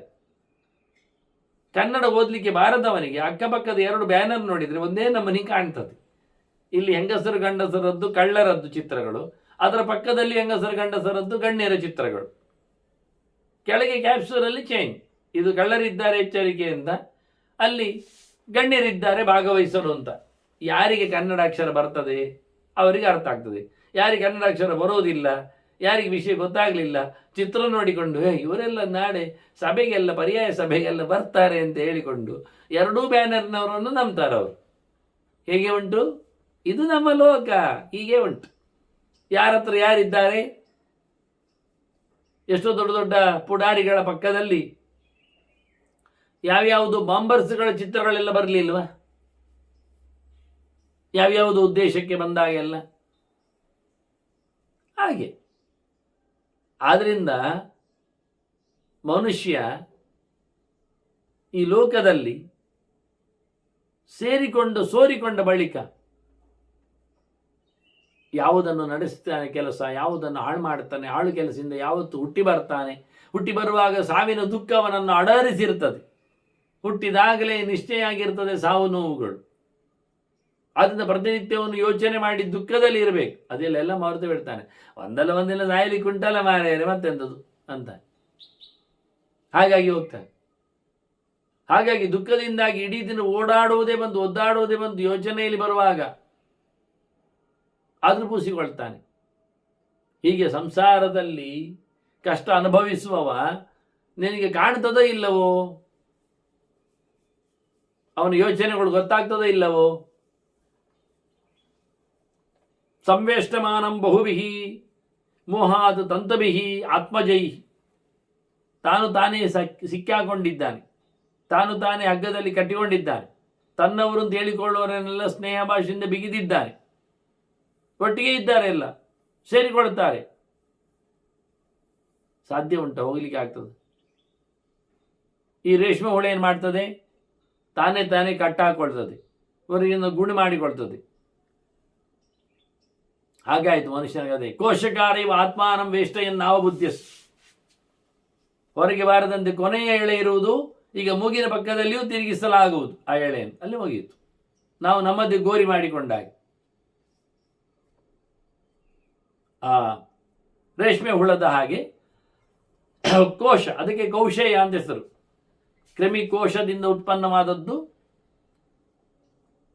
ರೇಷ್ಮೆಗೆ ಕೌಶೇಯ ಅಂತ ಸಂಸ್ಕೃತ. ಕೌಶೇಯ ಪೀತವಸನಾಮ ಅಂತೇಳಿ ಮಹಾಲಕ್ಷ್ಮಿ ಅಂತ ರೇಷ್ಮೆ ಸೀರೆಯನ್ನು ಕೋಶದಿಂದ ಹುಟ್ಟಿದ್ದು, ಕ್ರಿಮಿಯ ಕೋಶದಿಂದ ಹುಟ್ಟಿದ್ದು ಕೌಶೇಯ.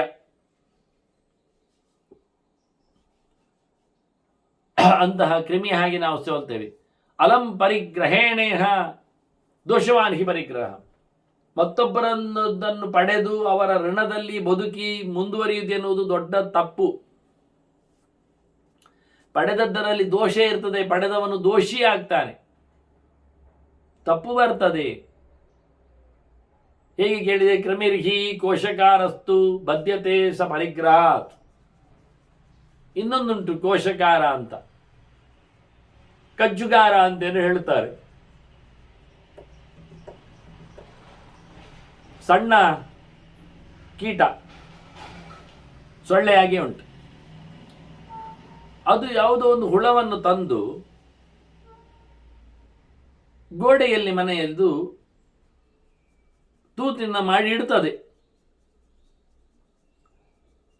ಕೀಟ ಪೇಶಸ್ಕೃತ ಧ್ಯಾಯನ್ ಕುಡ್ಯೇಯ ಅಂತ ಮನುಸ್ಮರನ್ ಸಂರಂಭ ಭಯಯೋಗೇನ ಹೇಳಿಕೊಂಡಾಗೆ ಅದಕ್ಕೆ ಹೊರಗೋಗ್ಲಿಕ್ಕೆ ಆಗುವುದಿಲ್ಲ. ಆ ಹುಳಕ್ಕೆ ಅದು ಬಂದಿ. ಆದರೆ ಇದು ಕೀಟ ಪೇಶಸ್ಕೃತ, ಅದಕ್ಕೆ ತಂದು ಕೊಡ್ತದೆ ಆಹಾರ, ಅದು ತಿಂತದೆ. ಹಾಗೆ ಅದಕ್ಕೆ ತಂದು ಕೊಡುವುದರ ಮೇಲೆ ಪ್ರೀತಿ ಉಂಟಾಗ್ತದೆ. ನಿಜವಾಗಿ ಅದನ್ನು ಹಿಡಿದಾಕಿದ್ದದು ಆಹಾರಕ್ಕೆ ಬಳಸುವುದು ಹುಳವನ್ನು ಮತ್ತೆ. ಆದರೆ ಹುಳಕ್ಕೆ ಒಂದು ಅಭಿಮಾನ, ತನಗೆ ತಂದು ಕೊಡ್ತದೆ ಅಂತ. ಹಾಗಾಗಿ ತಂದು ಕೊಟ್ಟದ್ದರಿಂದ ಪರಿಗ್ರಹದಿಂದ ಪ್ರತಿಗ್ರಹದಿಂದ ಅದು ಸೋತು ಬಿಟ್ಟಿದೆ, ತನ್ನನ್ನು ತಾನು ಸಮರ್ಪಿಸಿಕೊಂಡಿದೆ. ಹೀಗೆ ಸಿಕ್ಕಿಬಿದ್ದಿದೆ, ಹೊರಗೆ ಹೋಗ್ಲಿಕ್ಕೆ ಆಗುವುದಿಲ್ಲ. ಅವತ್ತು ತಿನ್ಲಿಕ್ಕೆ ಆಗ್ತದಲ್ಲ, ಇಲ್ಲೇ ಇದ್ದು ಬಿಡುವ ಅಂತ. ಹೋಗುವುದೇ ಇಲ್ಲ, 2 ಸತಿ ಹೋಗುವಾಗ ಹೊಡೆದಿದೆ ಅದು, ಈಗ ಹೋಗುವುದಿಲ್ಲ. ತಿನ್ಲಿಕ್ಕೆ ಅಂತ ಉಂಟಲ್ಲ, ಪ್ರೀತಿ ಬರ್ತದೆ. ಈಗ ಮನುಷ್ಯ ತಿನ್ಲಿಕ್ಕೆ ಕೊಟ್ಟ ತಕ್ಷಣ ಕಂಪ್ಲೀಟ್ ಸರೆಂಡರ್ ಆಗ್ತಾನೆ. ಹಸುವೆ ಇದ್ದಾಗ ಬೇಕಾದಷ್ಟು ಕೆಳಗೆ ಕುಸಿತಾನೆ, ಹೆದರಿಕೊಳ್ತಾನೆ. ಎಲ್ಲದಕ್ಕೂ ಊಟ ಕೊಟ್ಟ ನಂತರ ಹೋಗ್ತಾರೆ ಹಸುವೆಯಲ್ಲಿ ಕೂತವರು. ಅದನ್ನು ಉಪವಾಸ ಹಾಕಿ ಕೆಲವೊಮ್ಮೆ ಕೆಲಸಗಾರರಿಗೆ ಊಟ ಕೊಟ್ಟು ಅವರನ್ನು ಜಬರ್ದಸ್ತು ದುಡಿಸಿಕೊಳ್ತಾರೆ, ಕೆಡಿಸ್ತಾರೆ. ಮತ್ತೆ ಅದರಿಂದ ತಿಕ್ಕೊಳ್ಳುವುದು ಅಂತ ಒಂದು ಮಾಡಿದ ನಂತರ ಮನುಷ್ಯ ಸೋಲ್ತಾನೆ. ತಿನ್ನಲೇಬೇಕು ಅಂತ ಕೈ ಒಡ್ಲಿಕ್ಕೆ ಹೋಗಿ ಯಾವ ಕಾಲದಲ್ಲಿ ಸತ್ರು ತಿನ್ನುವುದಿಲ್ಲ, ತಗೊಳ್ಳೋದಿಲ್ಲ ಮಾಡಿಕೊಂಡವ ಗೆಲ್ತಾನೆ. ಪುತ್ರದಾರ ಗುಡುಂಬೇಶು ಸಕ್ತಾ ಸೀದಂತಿ ಜಂತವ. ಆ ನಮ್ಮದು ಕೋಶಗಳು, ಬಲೆಗಳು, ತಂತುಗಳು, ನೂಲುಗಳು ಎಲ್ಲಿ ಸುತ್ತಿಕೊಂಡಿವೆ ಅಂದರೆ ನಮ್ಮಲ್ಲೇ ಸುತ್ತಿಕೊಂಡಿವೆ. ಅದು ಉರುಟು ಸುತ್ತಿದ ಹಾಗೆ. ನಮ್ಮ ಮನೆಯಲ್ಲಿ ಮನೆ ಉಂಟು, ಮಾರುಂಟು, ಜನ ಉಂಟು, ಮಂದಿ ಉಂಟು, ಮಕ್ಕಳಿದ್ದಾರೆ, ಮಳದಿ, ಹೀಗೆ ಎಲ್ಲ ಹೇಳಿಕೊಂಡು ಇವೆಲ್ಲವನ್ನು ಮಾಡಿಕೊಂಡು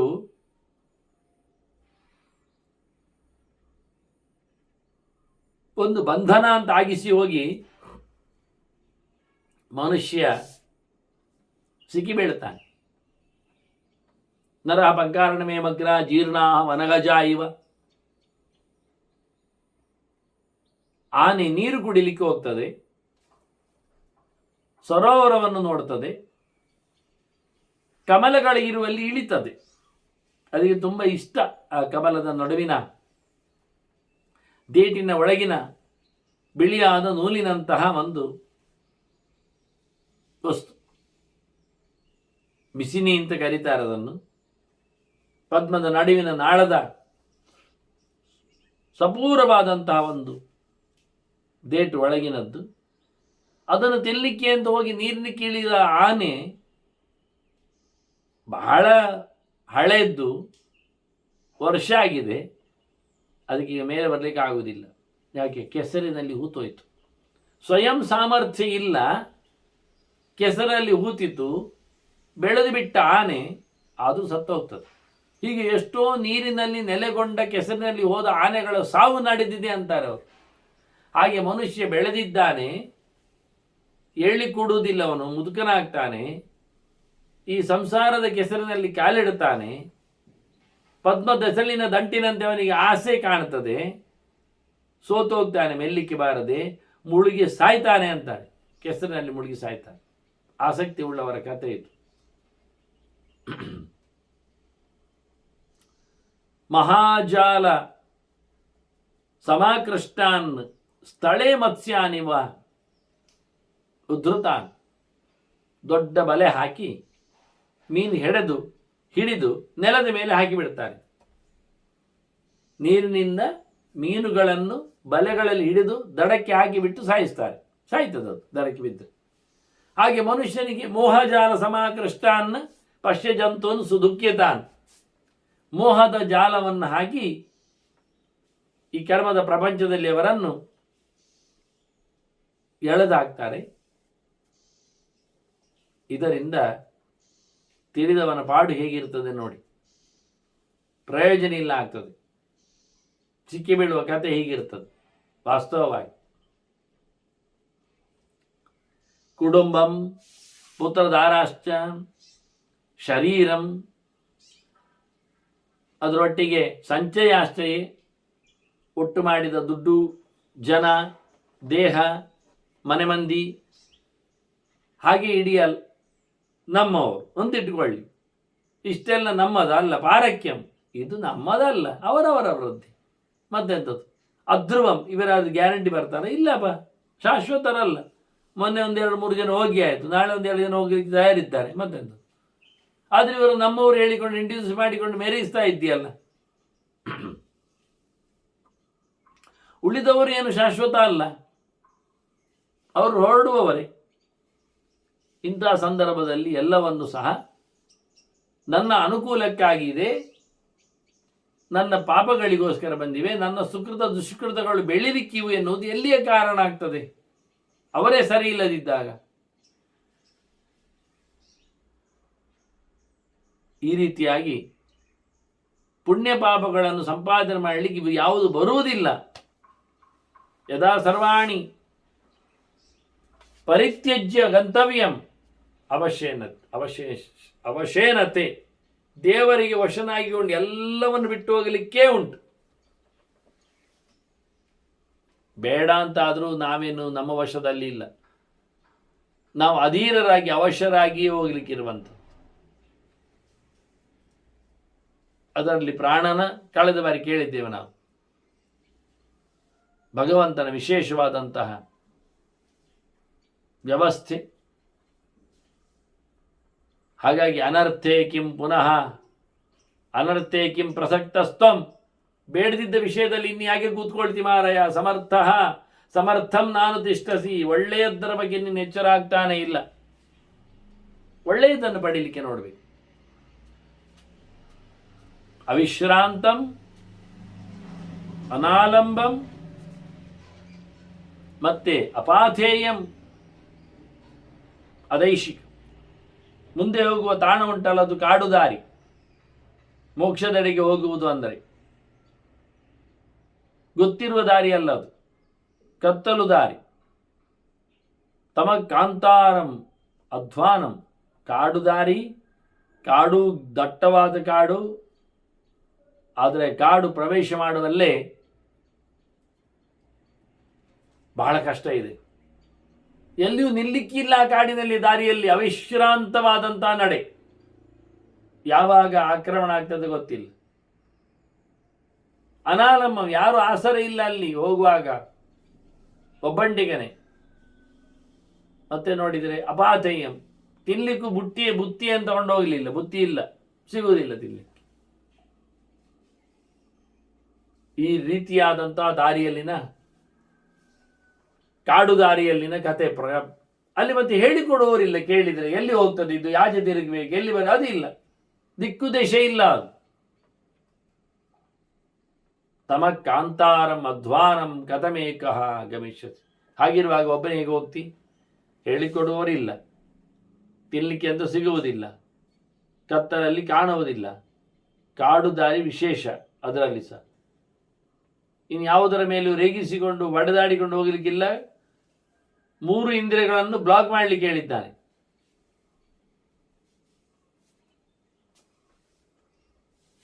ಏನು ಮಾರಾಯ ಅಂತಾರೆ. ಹೇಗೋಗುವುದು ಒಬ್ಬನೇ? ನಹಿತ್ವಾಂ ಪ್ರಸ್ಥಿತಂ ಕಶ್ಚಿತ್ ಪೃಷ್ಠತೋನು ಗಮಿಷ್ಯಸಿ. ಹಿಂದಿನಿಂದ ಯಾರು ಬರ್ತಾರ ಹೋದದ್ದು ಅಂತೇಳಿ? ಯಾರು ಬರುವುದಿಲ್ಲ. ಸಾಯುವ ಲೋಕಕ್ಕೆ ತೆರಳುವವನಿಗೆ ಹಿಂಬದಿಯಲ್ಲಿ ಅಳುವವರು ಯಾರು ಬರ್ತಾರೆ? ಕೇಳುವವರು ಯಾರು ಬರ್ತಾರೆ? ಎಲ್ಲಿದ್ದಾರೆ ಫಾಲೋವರ್ಸ್ ಕೇಳಿದರೆ? ಯಾರಿಲ್ಲ, ಒಬ್ಬರೇ. ಹಾಗಾಗಿ ನಹಿತ್ವಾಂ, ವಾಸ್ತವವಾಗಿ ನಿನ್ನ ಬೆನ್ನೆಯಿಂದ ಬರುವುದು ಯಾರು ಕೇಳಿದರೆ ಹೊರಟಾಗ ಸುಕೃತಂ ದುಷ್ಕೃತತ್ವಾಂ ಯಾಸ್ಯಂತಂ ಅವನು ಯಾಸ್ಯತ. ಹೋಗುವಾಗ ಬೆನ್ನೆಯಿಂದ ಬರುವುದು ನಾವು ಮಾಡಿದ್ದು ಒಳ್ಳೆಯದು ಕೆಡುಕು ಮಾತ್ರವೇ. ಅದೆರಡನ್ನು ಮಾತ್ರ ನಾವೇ ಅನುಭವಿಸ್ಲಿಕ್ಕಿರುವಂಥದ್ದು. ವಿದ್ಯಾ ಕರ್ಮಚ ಶೌಚಂಚ ಜ್ಞಾನಂಚ ಬಹುವಿಸ್ತರಂ ಅರ್ಥಾರ್ಥಂ ಅನುಸಾರ್ಯಂತೆ ಸಿದ್ಧಾರ್ಥಷ್ಟೇ ವಿಮುಚ್ಯತೆ. ಯಾವುದೆಲ್ಲ ಒಳ್ಳೆಯದಾಗ್ತದೆ ಹೇಳಿದರೆ ಇವನು ವಿದ್ಯೆ, ಮಾಡಿದ ಕೆಲಸ, ಕರ್ಮ ಎಲ್ಲ ಬಂತು ಕರ್ಮದಲ್ಲಿ. ಉಳಿಯುತ್ತಿಲ್ಲ ವಾಸ್ತವವಾಗಿ ನೋಡಿದರೆ. ಆದರೆ ಆ ಕರ್ಮವನ್ನು ಮಾಡಲಿಕ್ಕೆ ಬೇಕಾಗಿರತಕ್ಕಂಥ ಜ್ಞಾನದ ಜೊತೆಯಲ್ಲಿ ಶೌಚ, ಮಡಿವಂತಿಕೆ, ಮತ್ತು ಜ್ಞಾನಂಚ ಬಹುವಿಸ್ತರಂ, ಚೆನ್ನಾದ ಅಧ್ಯಯನ. ಹೀಗಿದ್ದರೆ ಅವನಿಗೆ ತಾನು ಯಾವ ಪುರುಷಾರ್ಥದಲ್ಲಿ ಬಯಕೆ ಹುಟ್ಟಿ ಬಂದಿದೆಯೋ ಅದನ್ನು ಅವನು ಖಂಡಿತವಾಗಿ ಪಡಿತಾನೆ. ಸಿದ್ಧಾರ್ಥನಾಗ್ತಾನೆ ಅವನು. ಅವನಿಗೆ ಅರ್ಥಸಿದ್ಧಿ ಆಗ್ತದೆ. ಅದರಿಂದ ಅವನು ಬಿಡುಗಡೆಯನ್ನು ಪಡಿತಾನೆ. ಅರ್ಥಸಿದ್ಧಿ ಆಯಿತು ಅಂದರೆ ದುಡ್ಡು ಬರಲಿಕ್ಕೆ ಶುರುವಾಯಿತು ಅಂತ ಮತ್ತೆ ಇಲ್ಲಿ ಡೊಂಬರಾಟ ತೋರಿಸುವುದಲ್ಲವ. ಅಂಥವನಿಗೆ ಬರುವುದಿಲ್ಲ ಎಚ್ಚರ.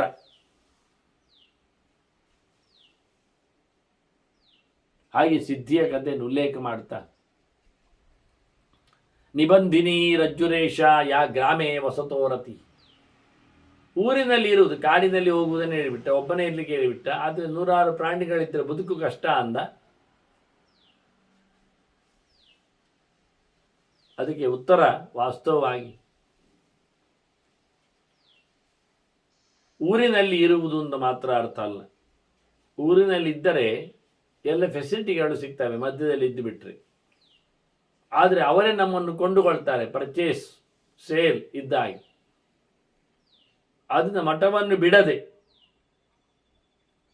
ಮಂದಿಯನ್ನು ಮುಟ್ಟದೆ, ಲೋಕವನ್ನು ತಿರುಗದೆ, ಒಂದು ವಿಶಿಷ್ಟವಾದಂತಹ ನೆಲೆಯಲ್ಲಿ ಇರುವ ಕ್ರಮ, ಇರಬೇಕಾದ ಕ್ರಮ. ಊರಿನಲ್ಲಿ ಇದು ಒಂದು ಅರ್ಥ. ಯಾ ಗ್ರಾಮೇ ವಸತೆ ರತಿ ಅನ್ನುವುದು ಇಂದ್ರಿಯ ಗ್ರಾಮ ಅಂತ ಅರ್ಥ ಮಾಡಿದ್ರಿ. ಕಳೆದ ಬಾರಿ ಅರ್ಥ ಹಾಗೆ ಮಾಡಿದ್ದೇನೆ. ಇದು 2ನೇ ಸರ್ತಿ ಬರುವಂತ. ಈ ಇಂದ್ರಿಯಗಳನ್ನು ಸಂತೋಷಗೊಳಿಸುವುದರಲ್ಲೇ ಅವನಿಗೆ ಬದುಕು ಅಂತ ಆಗಿಬಿಟ್ರೆ ಅದನ್ನು ಅವನು ಕಟ್ಟಿ ಹಾಕಿದಾಗಿ. ಹೊರಗೆ ತನಗೆ ಇಷ್ಟ ಬಂದಲ್ಲಿ ಕೂತ್ಕೊಳ್ಳುವಂಥದ್ದು ಮಾಡಿದ್ರು ಸಹ ಗ್ರಾಮದಲ್ಲಿ ಆಸಕ್ತಿ ಅಂದರು. ಅದೇ ರೀತಿ ಹಳ್ಳಿಗರ ಜೊತೆಯಲ್ಲಿ, ಸಮಾಜತೆಯಲ್ಲಿ, ಊರಿನವರ ಕೇರಿಯವರ ನೆಲೆಯಲ್ಲಿ ಒಂದೊಂದು ಕಡೆಯಲ್ಲಿ ಒಂದೊಂದು ರೀತಿಯಾದ ಅದ್ದೂರಿಯ ಕಥೆಯೊಂದಿಗೆ ತೆರಳಿಕ್ಕೆ ಹೋದರೆ ಅದನ್ನು ನಿನಗೆ ಕಾಲಿಗೆ ಹಾಕಿದ ಕಟ್ಟು ಅಂತ ಅರ್ಥ ಸಂಸಾರ. ಅದನ್ನ ಚಿತ್ವಯಿತಾಂ ಇದನ್ನು ನಿಜವಾಗಿ ಹರಿದುಕೊಂಡವನಿಗೆ ಎಲ್ಲೆಡೆ ಹೋಗಲಿಕ್ಕೆ ಬರ್ತದೆ. ಅವರು ಒಳ್ಳೆಯವರು ಅರ್ಥ, ಸುಕೃತಿಗಳು. ಅವರು ಎಲ್ಲಿ ಬೇಕಾದ್ರಲ್ಲಿ ಹೋಗ್ತಾರೆ. ಆ ನಂತರ ಕೆಟ್ಟವರಾದರೆ ಈ ಸಂಕಲೆಯನ್ನು ಹರ್ಕೊಳ್ಳೋದೇ ಇಲ್ಲ ಅವರು. ಅದರಿಂದ ಊರಿನಲ್ಲಿ ಕೂತರೆ ಹಗ್ಗ ಟೈಟ್ ಆಗ್ತದೆ, ಕಾಡಿಗೆ ತೆರಳಿದರೆ ಹಗ್ಗ ಲೂಸ್ ಆಗ್ತದೆ. ಇಲ್ಲಿ ಕೂತವರಿಗೆ ಗಟ್ಟಿಯಾಗಿದ್ದ ಪರಿಸ್ಥಿತಿಯನ್ನು ಕೊಡ್ತದೆ. ಈ ರೀತಿಯಾಗಿ ಅವನ ಬದುಕು. ಈ ನೋಟ ಹೇಗೆ ಉಂಟು ಕೇಳಿದರೆ, ರೂಪ ಕೂಲಾಂ, ಕಣ್ಣಿನ ಕತೆ ನೋಡ್ಲಿಕ್ಕೆ ಸಿಗ್ತದೆ ಅಂದಾಗ ಅದು ದಡ ಇದ್ದ ಹಾಗೆ ಸಂಸಾರ ನದಿಯಲ್ಲಿ. ಹಿಂದೆ ಸ್ವಲ್ಪ ವ್ಯತ್ಯಾಸದಲ್ಲಿ ಬಂದಿತ್ತು. ಮನಸ್ರೋತಾಂ, ಮನಸ್ಸೇ ಇಲ್ಲಿ ಹರಿಯುವುದು ಸಿಕ್ಕಾಬಟ್ಟೆ. ಸ್ಪರ್ಶ ದ್ವೀಪಾಂ, ಮುಟ್ಟುವಲ್ಲಿ ಮುಗಿಲು ನಿಲ್ಲಿಕ್ಕೆ ಬರ್ತದೆ. ರಸಾವಹಾಂ, ನೀರನ್ನು ಹರಿಸ್ತದೆ, ನೀರು ತರುವ ನದಿ ಇದು.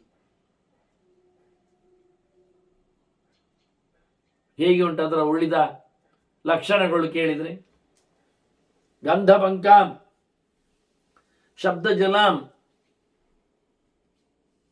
ಪಂಕ ಅಂದರೆ ಕೆಸರು. ಸ್ವರ್ಗ ಮಾರ್ಗ ದುರಾವಹಾಂ, ಆಚೆ ಹರಿಯುವುದಿಲ್ಲ ಇದು.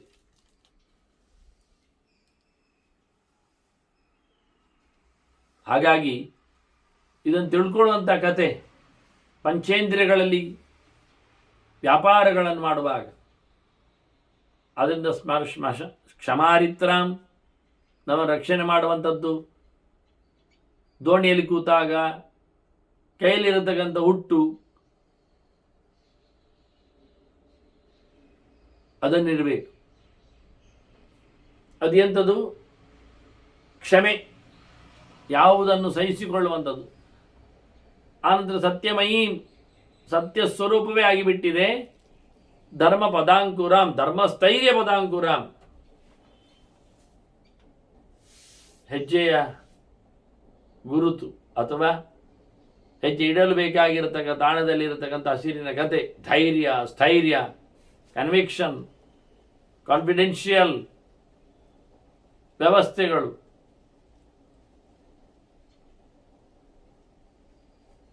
ಈ ರೀತಿಯಾದ ಬದುಕು. ತ್ಯಾಗವಾತಾಧ್ವಗಾಂ, ಎಲ್ಲವನ್ನು ತೊರೆದು ಎನ್ನತಕ್ಕಂಥ ನೆಲೆಯಲ್ಲಿ ಬದುಕುವ ದಾರಿ ಅದು. ಶೀಘ್ರಾಂ, ಸ್ಪೀಡ್ ಆಗಿದೆ. ಬುದ್ಧಿನಾವಾ ನದೀಂ ತರೇತ್, ಅಲ್ಲಿ ಬುದ್ಧಿ ಎನ್ನತಕ್ಕಂತಹ ದೋಣಿಯಿಂದ ಈ ನದಿಯನ್ನು ದಾಟಬೇಕು. ನದಿ ಹೇಗಿದೆ? ಕಣ್ಣಿನ ಕೆಲಸವನ್ನು ಕೊಡ್ತದೆ, ದಡ ಅದರದ್ದು ಅದುವೆಯ, ಜೊತೆಯಲ್ಲಿ ಮಧ್ಯೆಯಲ್ಲಿ ದ್ವೀಪ ಸಿಗ್ತದೆ ಮತ್ತು ಮುಂದೋಗ್ಲಿಕ್ಕೆ ಬರ್ತದೆ. ಮನಸ್ಸು ಓಡುವಾಗಿ ಓಡ್ತಾ ಇರ್ತದೆ, ನೀರನ್ನು ಚಿಂಪಡಿಸ್ತದೆ. ಅಂಥದ್ರಲ್ಲಿ ಶಬ್ದ ಎನ್ನತಕ್ಕಂತಹ ನೀರು, ಗಂಧ ಎನ್ನತಕ್ಕಂಥ ಅಲ್ಲಿನ ಕೆಸರು, ಮಣ್ಣು. ಇಂತಹ ನದಿಯನ್ನು ದಾಟಬೇಕಾದರೆ ನಾವು ಕ್ಷಮೆ ಎನ್ನುವ ಹರಿಗೋಲನ್ನು ಇಟ್ಕೊಳ್ಬೇಕು. ಸತ್ಯ, ಇದು ನಿಜವಾಗಿ ಪ್ರಾಮಾಣಿಕೆ ಇಲ್ಲದ್ದೇನಲ್ಲ ನದಿ. ಅದನ್ನು ದಾಟುವ ದೋಣಿಯೂ ಹಾಗೆ.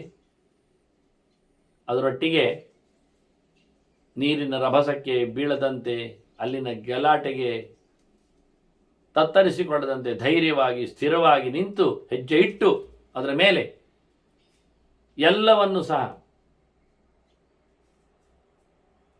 ಸಮರ್ಪಣೆ ಮಾಡುವ ನೆಲೆಯಲ್ಲಿ ಗಾಳಿಯನ್ನು, ಕೆಲವೊಮ್ಮೆ ದೋಣಿಗೆ ಗಾಳಿ ಹಿಡಿದು ಹೋಗ್ಲಿಕ್ಕೆ ಉಂಟು. ಹಾಗಾಗಿ ಗಾಳಿಯನ್ನು ಎಳ್ಕೊಂಡು ಹೋಗುವ ಗಾಳಿಯ ಜೊತೆಯಲ್ಲಿ ಆತ ಬದುಕಲಿದೆ. ಈ ರೀತಿಯಾಗಿ ಇಂತಹ ನದಿಯನ್ನು ದಾಟಬೇಕು. ಇದಕ್ಕೋಸ್ಕರವ ಸಂಸಾರದಲ್ಲಿ ಏನೆಂದು ತೊಂದರೆ ಬರ್ತದೆ ಅದನ್ನು ಕಳಿಬೇಕು. ತ್ಯಜ ಧರ್ಮಂ ಅಧರ್ಮಂಚ ಉಭೇ ಸತ್ಯಾನತೆ ತ್ಯಜ, ಉಭೇ ಸತ್ಯಾನತೆ ತ್ಯಕ್ತ್ವ ಏನ ತ್ಯಜಸಿ ತಂ ತ್ಯಜ. ಯಾವುದನ್ನು ಬಿಡಲೋಸುಗ ಕೂತಿದ್ದಾನ ಅದನ್ನು ಬಿಟ್ಟುಕೊಂಡು ಬದುಕಬೇಕು. ಧರ್ಮಾಧರ್ಮ ಅದು ಹಿಂಸೆಯದ್ದು ಅಧರ್ಮ. ಅದರಿಂದ ಹಿಂಸೆಯನ್ನು ಬಿಡಲಿಕ್ಕೆ ಮಾಡ್ತೇನೆ ಅನ್ನತಕ್ಕಂಥ ಸಂಕಲ್ಪವೂ ಕೆಲವೊಮ್ಮೆ ಸಿಕ್ಕಿ ಬೀಳ್ತದೆ. ಕಮಿಟ್ಮೆಂಟ್ಸುಗಳಿದ್ದ ಹಾಗೆ ಮಾಡಿದ್ದೇನೆ ಅಂತ ಹೇಳಿಕೊಂಡು ತಿರುಗ್ತಾನೆ. ಹೀಗಾಗಿ ಇದು ಯಾವುದನ್ನು ಮಾಡಿಕೊಳ್ಳದೆ ಬುದ್ಧಿಯಿಂದ ಎಲ್ಲವನ್ನು ನಿಲ್ಲಿಸಿಕೊಂಡು ಭಗವಂತನ ಎಚ್ಚರದಲ್ಲಿ ಬುದ್ಧಿಯನ್ನು ಕಂಟ್ರೋಲ್ ಮಾಡಲಿಕ್ಕೆ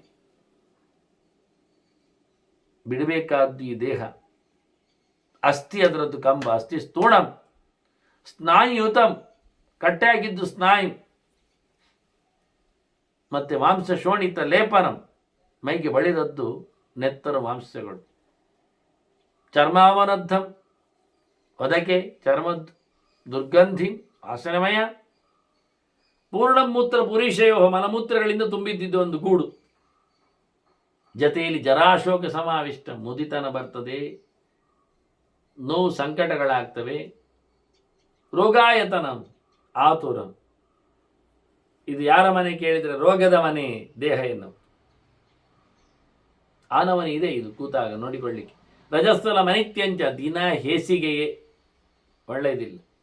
ಇದು ಭೂತಾವಾಸಂ, ಇದು ಗೋಸ್ಟ್ ಹೌಸ್ ಅಂತಾರೆ. ಭೂತ ಅಂದರೆ ಪಂಚಭೂತಗಳ ಗುಡಿ ಅಂತ ಇದು.